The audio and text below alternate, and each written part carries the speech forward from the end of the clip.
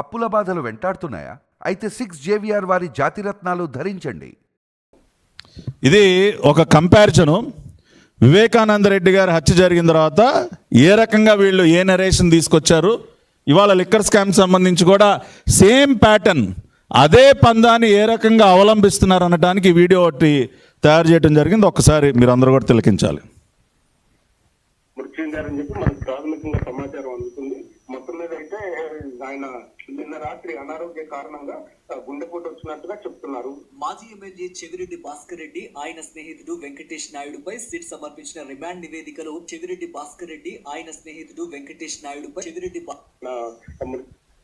ఇప్పుడు వివేకానంద రెడ్డి గారు హత్య జరిగిన తర్వాత మొదటగా వాళ్ళ రోత ఛానల్, అవినీతి ఛానల్ ఏమని చెప్పారు?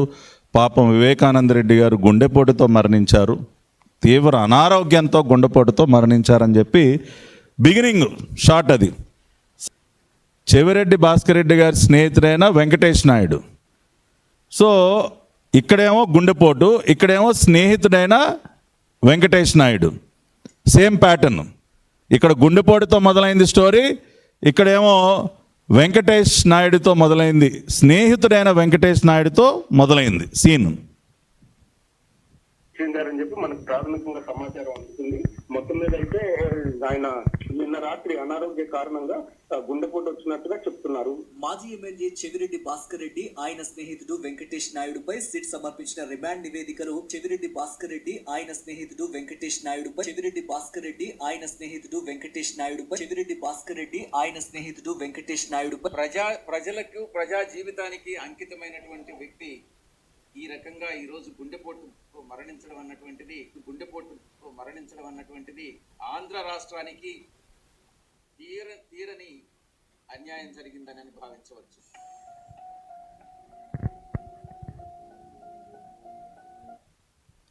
అదేవిధంగా వాళ్ళ ఛానల్లో మాట్లాడటమే కాకుండా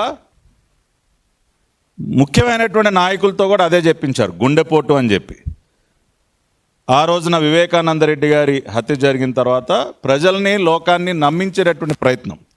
అదేవిధంగా వీళ్ళ సాక్షి పత్రికలో వాళ్ళు రాసినటువంటి రాతలు ఒక్కసారి చూడండి. చెవిరెడ్డికి స్నేహితుడనే కారణంతో వెంకటేష్ నాయుడిని ఇరికించారు.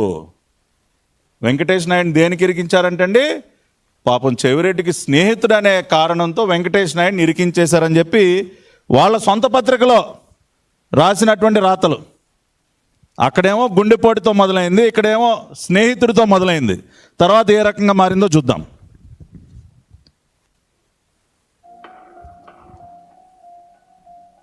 ఈ వివిధ సందర్భాల్లో వాళ్ళ పేపర్లో రాసినటువంటి రాతలు. చెవిరెడ్డి మాకు పూర్తి స్థాయిలో అనుమానాలు కలుగుతా ఉన్నాయి. ఇవి కూడా మద్యం స్కామ్ కు సంబంధించిన డబ్బే అని అటు సిట్ అధికారులు అనుకుంటున్నారని ముందుగానే రాధాకృష్ణ గారు, అలాగే రామోజీ ఆత్మ గారు వారి పేపర్లలో యథాతథంగా. సో నెక్స్ట్ సీన్ ఏమొచ్చిందండి? వివేకానంద రెడ్డి గారి హత్య కేసులో ముందేమో గుండెపోటు అని, ఆ తర్వాత ఇది అవినాష్ రెడ్డి ఏమన్నాడు? మాకు అనుమానాలు ఉన్నాయి అని వర్షన్ మార్చారు. గుండెపోటు పోయింది, ఆ తర్వాత మాకు అనుమానాలు ఉన్నాయి. ఎప్పుడైతే అక్కడ రకరకాలైనటువంటి ఎవిడెన్సెస్ బయటకు వచ్చాయో ప్లేట్ ఫిరాయించి అనుమానాలు అన్నారు.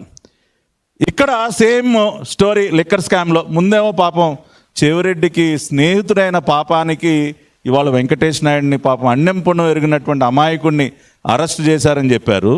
ఎప్పుడైతే ఎవిడెన్సెస్ నోట్ల కట్లు బయటకు వచ్చాయో ఇక్కడ కూడా మళ్ళీ అక్కడ కూడా మాకు అనుమానాలు ఉన్నాయి, ఆ డబ్బు లిక్కర్ స్కామ్ అవునా కాదా, మాకు అనుమానాలు ఉన్నాయి. అంటే అనుమానాలు ఉన్నాయి అనే సీను అక్కడ, ఇక్కడ రెండు కూడా సేమ్ స్క్రిప్ట్, సేమ్ ప్యాటర్న్.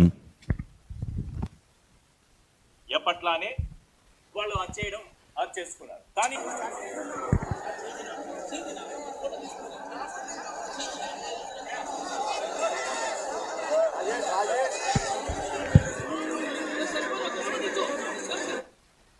సాయంత్రానికి ఈ విజువల్లో జగన్మోహన్ రెడ్డి గారు గుండెపోటు అయిపోయింది, అనుమానాల సీన్ అయిపోయింది. సాయంత్రం ఆ రోజున మీకు గుర్తుంది కదా, వివేకానంద రెడ్డి గారు హత్య జరిగినప్పుడు 4-5 వరకు రాలా ఆయన. ఎందుకంటే ఈ రకరకాల స్క్రిప్ట్ నడిపించాలి కదా. సాయంత్రానికి డ్రామా మొదలు. అయ్యో మా చిన్నాన్న, అయ్యో మా బాబాయ్ అసలు ఈ రకంగా చేశారా, అదా ఇదా అని చెప్పి పెద్ద డ్రామాకి స్టార్ట్ చేశారు. ఇప్పుడు అదేవిధంగా ఇక్కడ కూడా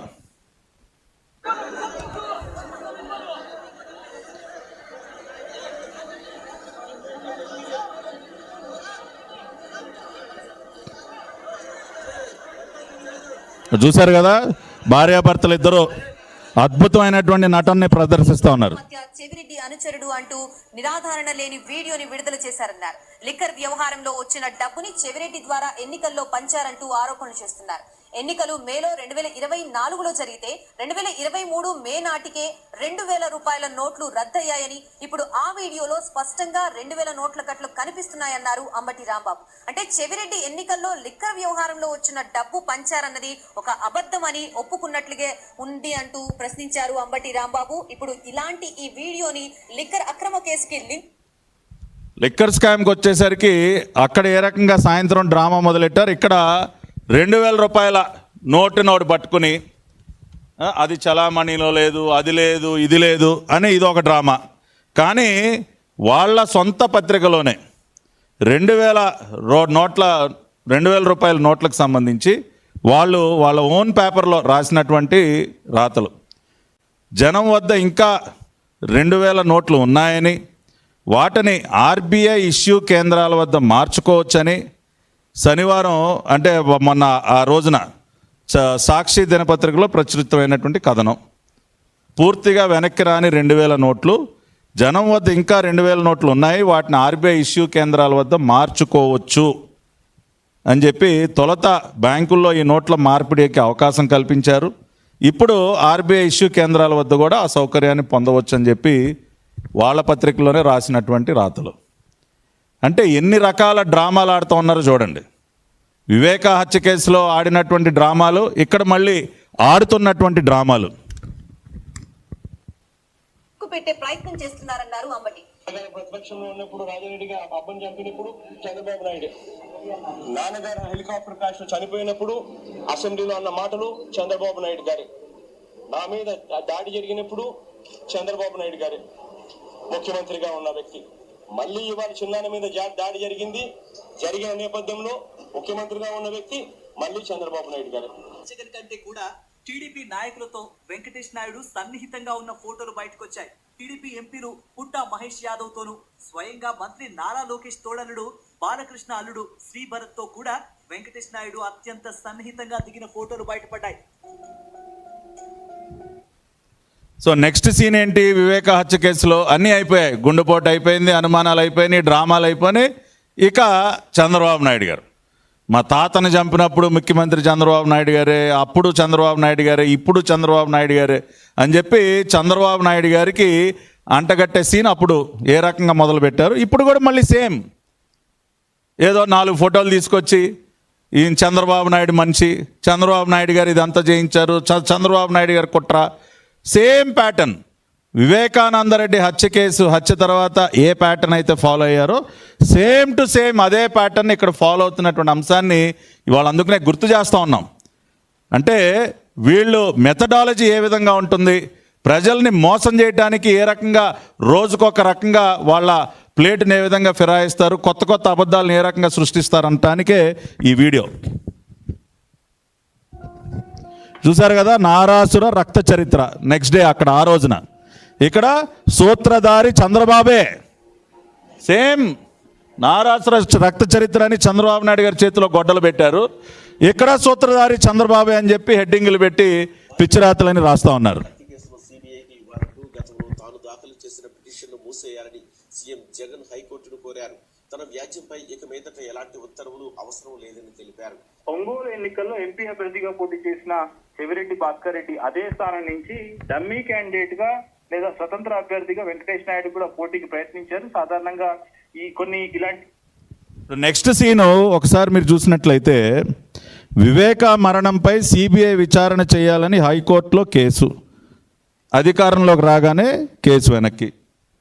జగన్మోహన్ రెడ్డి ప్రతిపక్ష నాయకుడిగా ఉన్నప్పుడు హత్య జరిగినమ్మటే ఇమ్మీడియట్గా సిబిఐ విచారణ జరగాలి, సిబిఐ లోతుగా దర్యాప్తు చేయాలని చెప్పి పిటిషన్ వేశారు.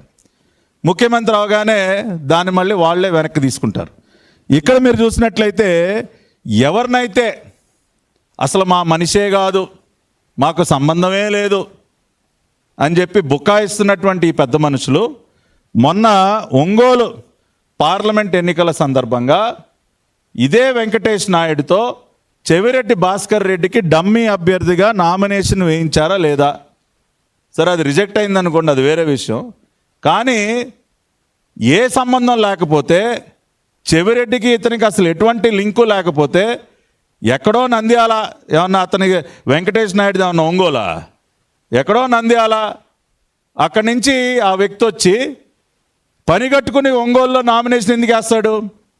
చెవిరెడ్డి భాస్కర్ రెడ్డికి అతనికి ఏం సంబంధం లేకపోతే. కాబట్టి వీళ్ళు చేసేటటువంటి పనులన్నీ ఒకలాగా, రాసేటటువంటి తప్పుడు రాతలని ఇంకొకలాగా.